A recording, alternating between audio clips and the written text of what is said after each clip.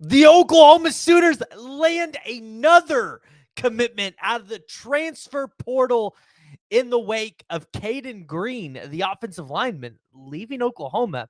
Maybe this commitment isn't going to go by the wayside, but Oklahoma gets the commitment from Samuel Franklin, or Sam Franklin for short, from the University of Tennessee Martin. We got to talk about it. We got to talk about what this running back room is going to look like, because tonight the 2024 SEC schedule was released. Oklahoma fans have an idea of what this team should look like going forward and what your biggest hurdles are going to be. And it actually might be a little favorable for Oklahoma, but we got to dive into it. And before we do that, guys, thank you for tuning into the PG Show, where we talk about all things college football. If you haven't already, make sure you hit that like and hit that subscribe button. Jump in the comments, join the discussion. Guys, I was not planning on making a video today. Still recovering a little bit from just being under the weather. I was taking today off, but you can't stop when Oklahoma's getting commitments.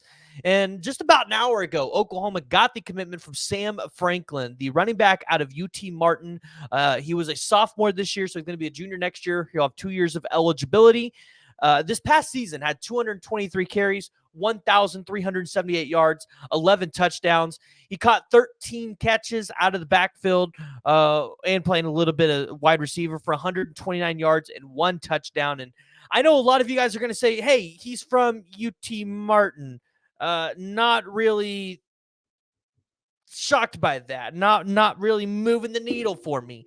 And I understand that, but you lost Hollywood Smothers in the portal, and you're still, I think, expected to maybe lose Tawee Walker, even though he's practicing with the team. So it's kind of odd what's going on there. You've lost a little bit of running back depth, and you're still unsure about what Javonte Barnes is going to be. So with pulling a guy like Sam Franklin, who's, he's not going to be a number one running back for you. He's going to be a good, solid backup for somebody. He's going to be able to take some of those minutes off Gavin Sawchuk and maybe even Javonte Barnes, because you're going into the SEC where you're going to have to play really tight defensive lines, and you're going to get banged up. And to be honest, late in the season now, you're going to have to play Alabama and LSU to end the season. Those are going to be very tough defensive lines. They're going to beat you up, and there's a good chance you go into that game with one of your running backs not healthy. I mean, you want everybody to be healthy, but there's a good chance you don't go into one of those games healthy. So as much of depth as you can get with really talented players, it's going to set you up for success in the SEC. Now, I look at Sam Franklin as a guy that could be a little bit of a dual threat for Oklahoma.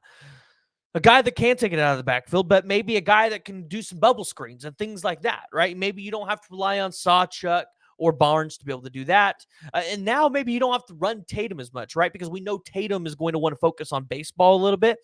And so now you kind of have the luxury of saying, all right, Tatum, like we'll redshirt you, and we got some other guys that we can play in the wake in case we just don't need to play you. So I like where Oklahoma's going. I would still like to see them land Trevor Etienne, which I know that conversation is not going to stop just because they got Sam Franklin. Because if you have a chance to get Trevor Etienne and add him to this running back room, all of a sudden you just got a running back 1 to your running back 1A in Gavin Sawchuk.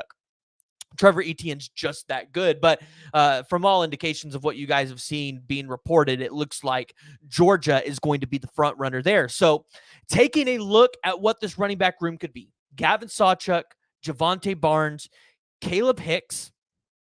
You have, man, every time I look at it and I say, I see Dalen Smothers, makes me sad. But you got Emeka Megwa, you got Xavier Robinson, you got Taylor Tatum. Andy Bass probably won't be available for you next year. So if you can get one more guy, I think you'd feel really good about this running back room going into next year in the SEC. But guys, we're going to talk about the 2024 SEC schedule tomorrow, 6:30 a.m. Make sure you guys tune in. If you guys haven't already, make sure you hit that like and hit that subscribe button. YouTube wants you guys to watch one of these videos right here.